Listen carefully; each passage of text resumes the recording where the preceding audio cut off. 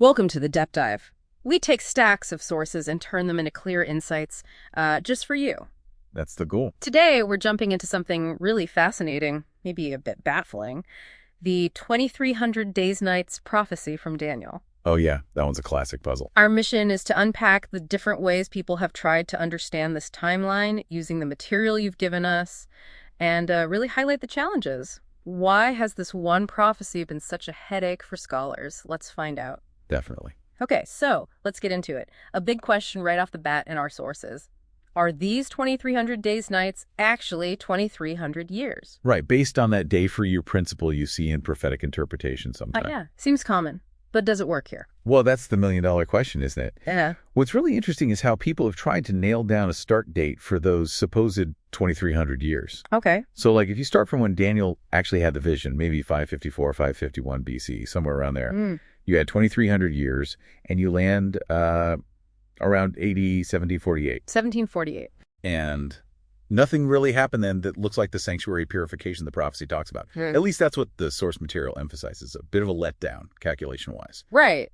So if 1748 is a bust, it kind of makes you question applying that day-for-year rule so rigidly here, maybe, according to the source. Exactly. The source suggests it might be less about a simple calendar date and more about, well, what purification even means prophetically. Interesting. So what other start dates did they try?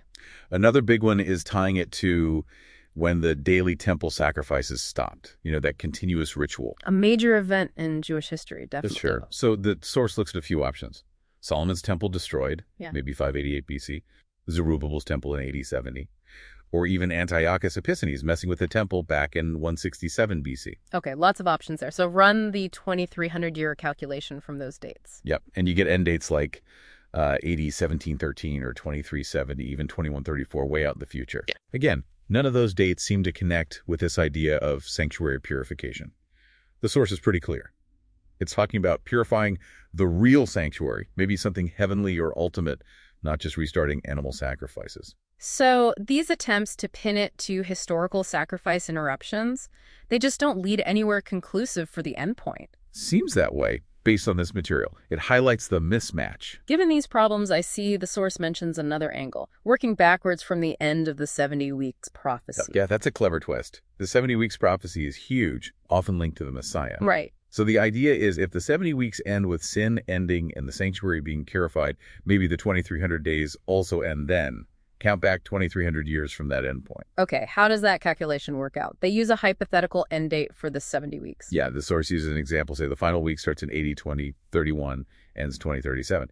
Count back 2300 years. And you land? Around 264 BC. 264 BC. Does that fit? Well, the source points out a problem. 264 BC wasn't really a time of intense persecution for Israel under the Ptolemies. It doesn't quite match the tribulation vibe you expect from the prophecy's context. No.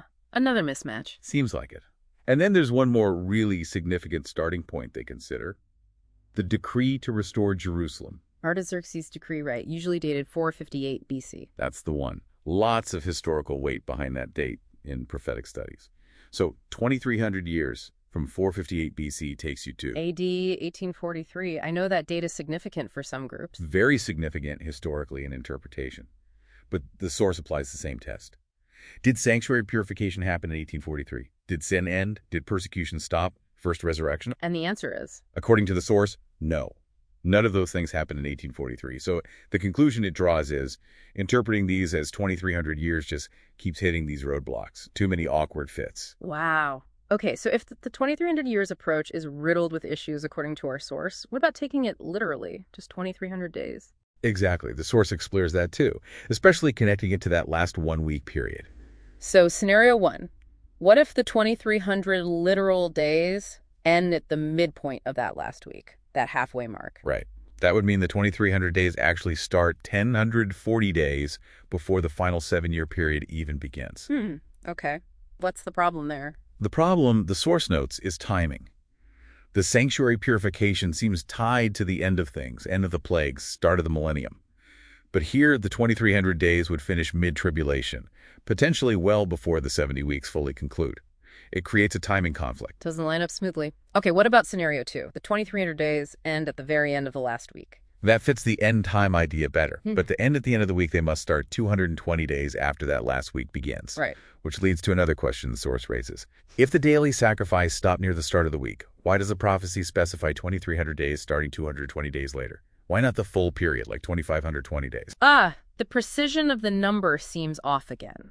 Why that specific number if it doesn't cover the whole period of sacrifice cessation? Exactly. It's like whichever way you turn years or literal days mapped onto specific historical or future timelines, the source keeps finding these significant challenges and inconsistencies. So we've really walked through a maze here. Trying the year for a day principle leads to date mismatches. Trying literal days within the final week creates timing and logic questions. It really underscores how complex this passage is. Absolutely. Our sources consistently show that just trying to plot these numbers on a historical map, well, it seems to raise more questions than answers. Which brings us to a final thought, really, for you listening. What does this difficulty, this real struggle to precisely map Daniel's 2,300 days onto history tell us? Yeah, what does it suggest about how we read these ancient texts? Or maybe even about, what prophecy is? Is it supposed to be a precise blueprint, or is it something else entirely? Something to think about.